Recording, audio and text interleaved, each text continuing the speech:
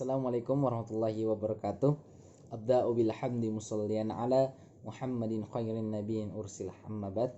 Yang terhormat Bapak Kholisin SAG selaku dosen mata kuliah Pendidikan Agama Islam serta teman-teman semua yang saya banggakan. Perkenalkan, nama saya Dafon Rintisar dari Program Studi Teknologi Hasil Perikanan angkatan 2020 Universitas Diponegoro. NIM 260 601 201 368. Nabi Muhammad SAW lahir pada tahun Gajah, tepatnya pada tanggal 12 Rabiul Awal, yang mana pada masa ini kondisi bangsa Arab pada waktu itu jauh dari nilai-nilai moral atau disebut amoral. Banyak perilaku-perilaku bangsa Arab, teman-teman, yang apabila dilakukan zaman sekarang mungkin kita tidak dapat menolerinya, di mana bangsa Arab pada zaman itu sering mabuk-mabukan, sering saling bunuh dan melakukan perbudakan.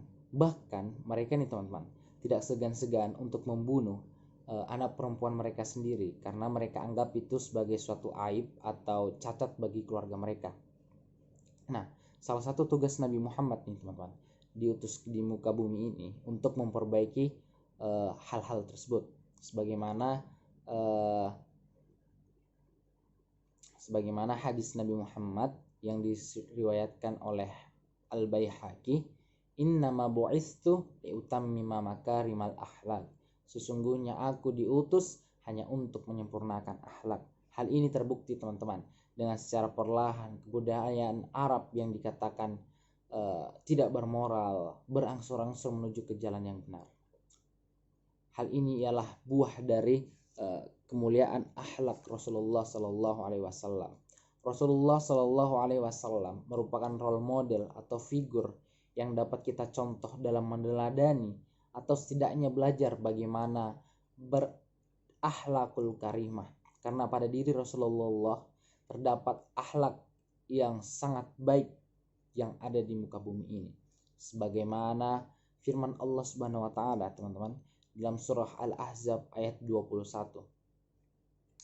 A'udzu billahi minasyaitonir rajim. Bismillahirrahmanirrahim.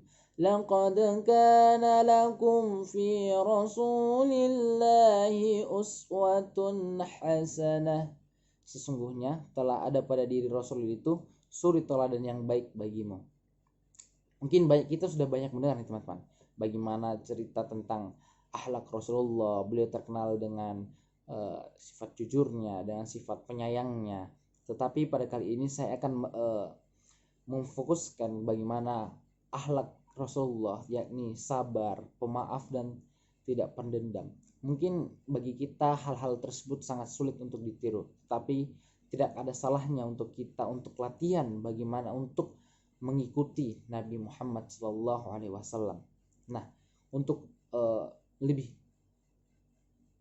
mengetahui lagi bagaimana sifat-sifat Nabi Muhammad terhadap akhlak-akhlak tersebut, terdapat sebuah riwayat nih, teman-teman, bagaimana cerita tentang menggambarkan mulianya akhlaknya Rasulullah. Nah, pada saat itu Nabi Muhammad dan sahabatnya, yakni Zubair bin Harisah, sedang berdakwah untuk mengislamkan atau mengajak bangsa Arab lainnya untuk beriman kepada Allah. Yakni pada saat itu Nabi Muhammad berdakwah ke kota Taif. Nah, pada saat berdakwah ke kota Taif, Nabi Muhammad dan Zubair bin Harisah mendapat perlakuan yang tidak mengenakan, teman-teman. Dakwah beliau tidak diterima dengan baik oleh penduduk kota Taif. Bahkan masyarakat Taif mengintimidasi, menyiksa Rasulullah Shallallahu Alaihi Wasallam bersama Zaid bin Harisah.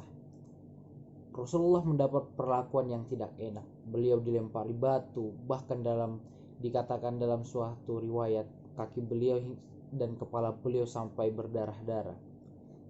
Selepasnya pulang dari kota Taif, Rasulullah dan Zaid bin Harisah melewati suatu tempat yang disebut dengan Qu'un. Di tempat inilah, di daerah inilah beliau bertemu dengan malaikat Jibril dan malaikat penjaga gunung. Malaikat berkata, "Ya Rasulullah, kami telah mendengar apa yang terjadi kepada engkau di kota Taif." Lantas malaikat penjaga gunung berkata, Ya Rasulullah, sekiranya engkau minta untuk agar gunung-gunung yang berada di sekitar kota Taif untuk ditimpakan kepada masyarakat Taif, niscaya akan kulakukan ya Rasulullah. Tetapi kita mendengar jawaban yang sangat luar biasa, yang sangat sulit bagi kita mungkin untuk mengikutinya, yang keluar dari mulut Rasulullah Sallallahu Alaihi Wasallam. Beliau berkata, jangan wahai malaikat penjaga gunung, sekiranya orang-orang tua mereka belum dapat beriman kepada Rasulullah, kepada Allah Subhanahu wa taala, mudah-mudahan anak-anak cucu mereka dapat beriman kepada Allah Subhanahu wa taala. Dari sini kita dapat menarik kesimpulan bahwa akhlak Rasulullah Shallallahu Alaihi Wasallam itu sangat baik, teman-teman. Beliau walaupun disakiti, intimidasi, tetap sabar, pemaaf, tidak mendendam kepada orang yang menyakitinya. Bahkan beliau masih sempat untuk berhusnuzon kepada mereka. Mungkin apabila kita di posisi Rasulullah Shallallahu Alaihi Wasallam, kita mungkin akan marah, mungkin kita ingin membalasnya, tetapi kita berbeda dengan Rasulullah Shallallahu Alaihi Wasallam. Mungkin sepatutnya kita sebagai umat Nabi Muhammad Shallallahu Alaihi Wasallam untuk menjadikan berbagai cerita atau berbagai kisah dari kemuliaan akhlak Rasulullah untuk dijadikan pembelajaran agar kita dapat mengimplementasikan nilai-nilai akhlakul karimah Rasulullah kepada kehidupan sehari-hari kita. Mungkin sekian yang dapat saya sampaikan. Wallahul hadi ila siratal mustaqim, wallahul muwaffiq ila aqwamit thoriq. Assalamualaikum warahmatullahi wabarakatuh.